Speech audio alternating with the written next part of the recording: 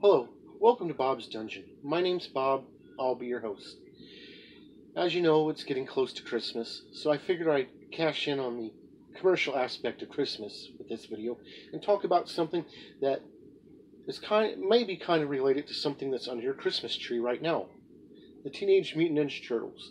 Of course, you won't see them under your tree because presumably they'd be wrapped up, but maybe it's because they're ninjas and you won't see them until they pop out and slit your throat.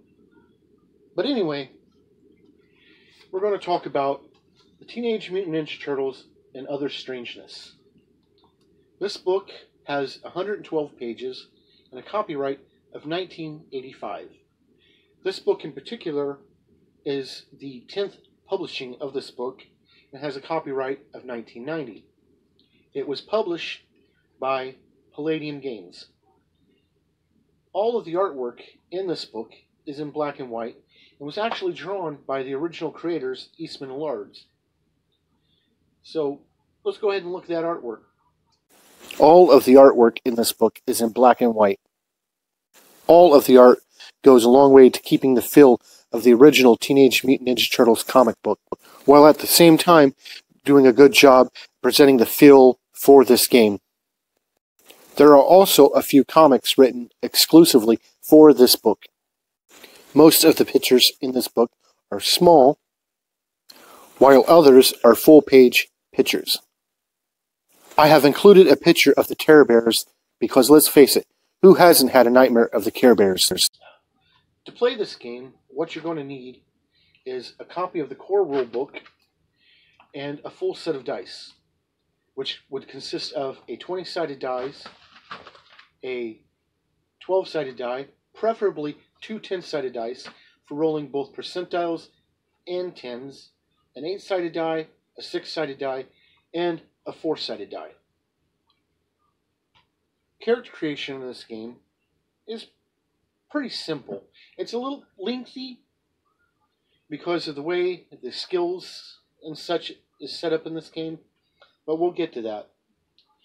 The first thing you do for your character is you come up with your attributes. There are 8 attributes in this game. The attributes are intelligence, mental endurance, mental apathy, physical strength, physical prowess, physical endurance, physical beauty, and speed. And the way you come up with them is kind of like in Dungeons & Dragons.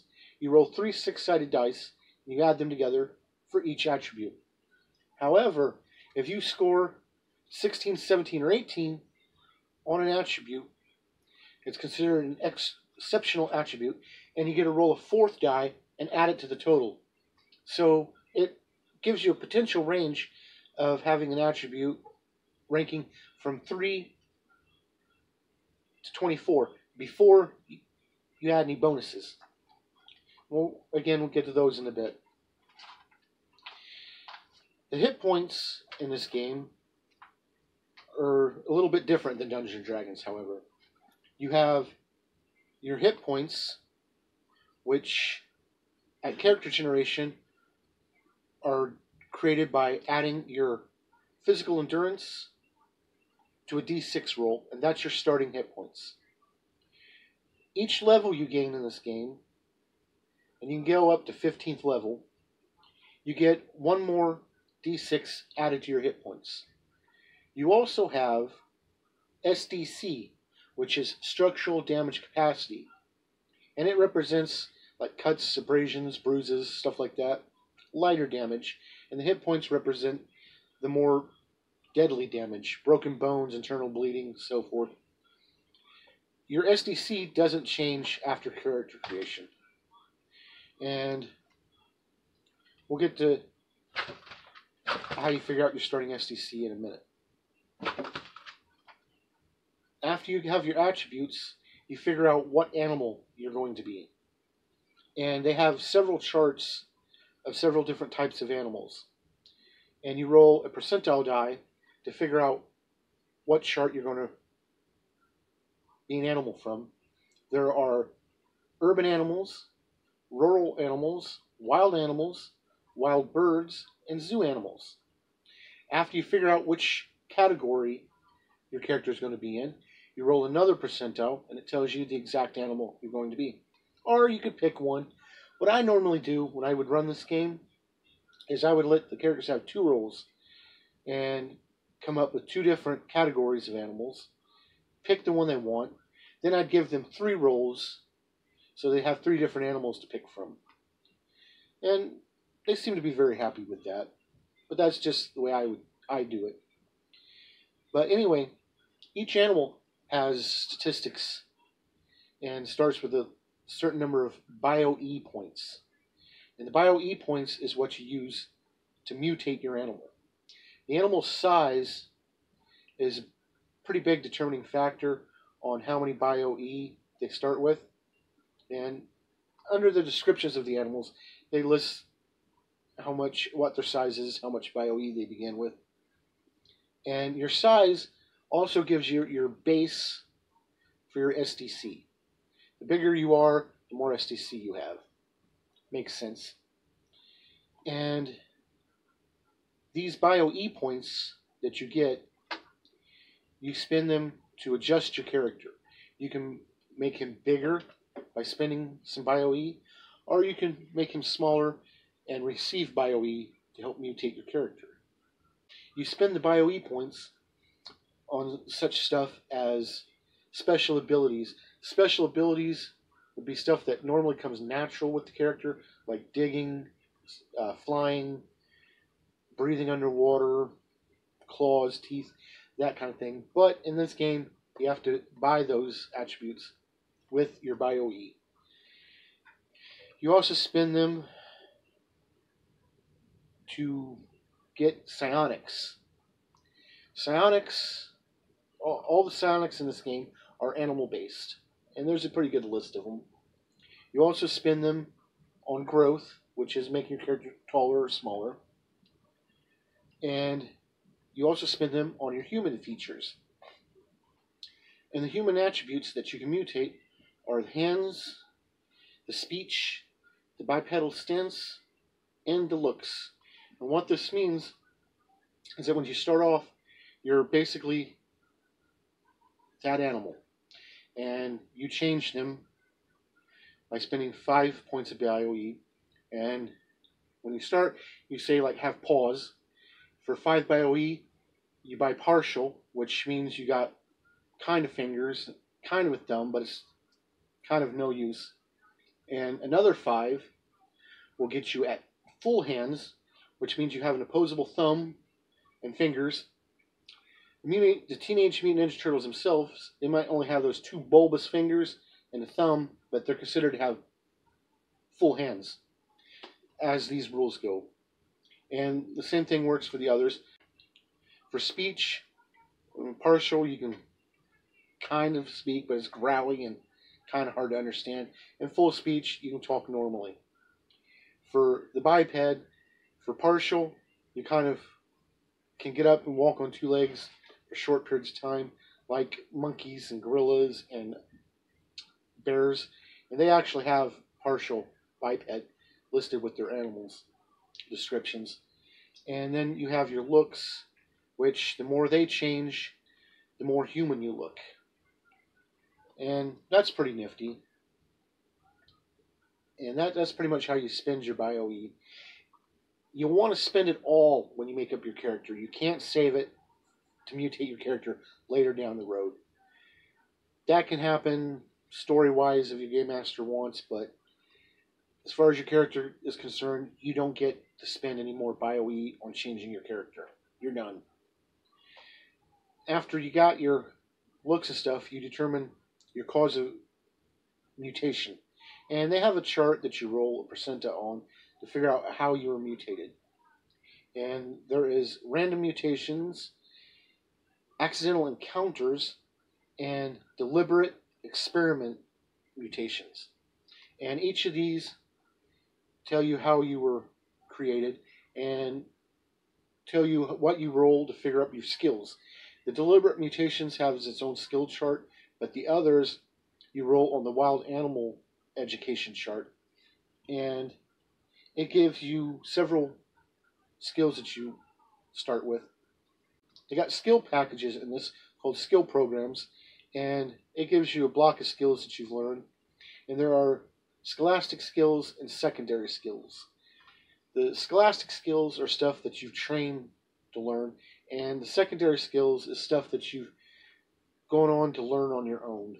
Hobbyish type stuff, that kind of thing. And each of these skills have a percentile chance with them, and that percentile chance goes up with each level you gain. So you get better at the skills, but no skill can be over 98. There's always a room for error. Some of your physical skills will give you bonuses to your starting physical attributes, your strength, your endurance, stuff like that. And these physical skills, some of them, will also give you bonuses at character creation to your SDC, giving you a lot larger SDC to work with. After that, you'll pick an alignment. Like Dungeons & Dragons, you have alignments in this game, but the alignments are different. Instead of lawful, neutral, and evil, you have good, selfish, and evil. And each of these are broken up into smaller categories, like Dungeons & Dragons. For good, you have principled and scrupulous. For selfish, you have unprincipled and anarchist.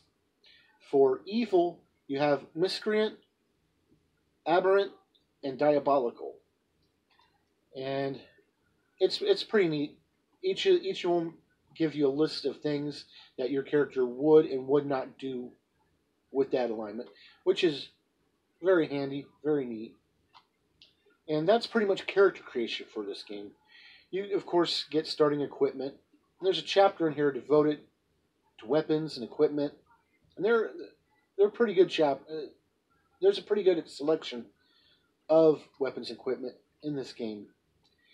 It also has some vehicles that you can look at, and that's pretty neat. This game has everything you need to get going. It's even got some starting adventures that you could throw your characters in. The adventures are stuff like Caesar's Weasels, the Terror Bearers, Dr. Farrell, and Terror on Route 5, and The Leg of the Ninja. Each of these are starting adventures you can throw in, or whatever. And they're pretty detailed, and give you a good place to get going. This book also, being Palladium uses the same core system in all of its games. So you could cross over any of the games together, kind of like what White Wolf did with their World of Darkness games. This game works especially well with the Heroes Unlimited game, and it works even better with the Rifts game. Both of those games have a little blurb in them in the core rules about using this book, which is pretty nifty. And it's a pretty good book. It's got 2 comics in it that are written up for this book. One of them is just a comic to show the action of the Turtles, and another one, the origin of the Turtles, which is neat. It's got a character sheet in the back for you to run off if you want, and it's double-sided. A lot of people have trouble with the Palladium system. Most of it has to deal with the character creation and the way the skills work, and how the characters only get more hit points and a little percentage to their skills on achieving new levels. The combat in this game, however, is pretty cool. There are several different types of combat training you can get: basic, expert, martial arts, ninja, and those are determined by your education that you roll up. And as you gain levels, it gives you more bonuses to different combat aspects of the game, and some bonus attacks per round. which is kind of neat. And that's really all there is to it. It's pretty self-contained and works very well with some of Palladium's other books. So this brings me to 3 questions. Would I play a character in this game? Absolutely. I like the Teenage Mutant Ninja Turtles, and I wouldn't mind playing in the game. Would I run this game? Yes, I would, and yes, I have. It's pretty good. You don't have to use the turtles themselves. It can be your own thing, and that's pretty nifty. Would I recommend this book? Yes, I would. This book has a lot of good information in it. When Palladium quit making the Turtles role-playing game, the license went. They lost the license for it, and nobody else picked it up, which is a shame. But they have a game out called After the Bomb, which uses all the Mutant Turtles step rules in this new game. They even have a little story in here, a little campaign you can run about After the Bomb. It's called that in the book. And you can find all the Mutant Turtle stuff in there if you're interested, or look up a copy of that book somewhere. It's all pretty cool. But yeah, I would recommend it. If you haven't checked it out, you should. A lot of people don't like Palladium, which is really a shame. I like it, but that's just me. Thank you for joining me at this look at the Teenage Mutant Ninja Turtles role-playing game, and hopefully you'll join me next time where we'll talk about something else. Have a Merry Christmas, and goodbye.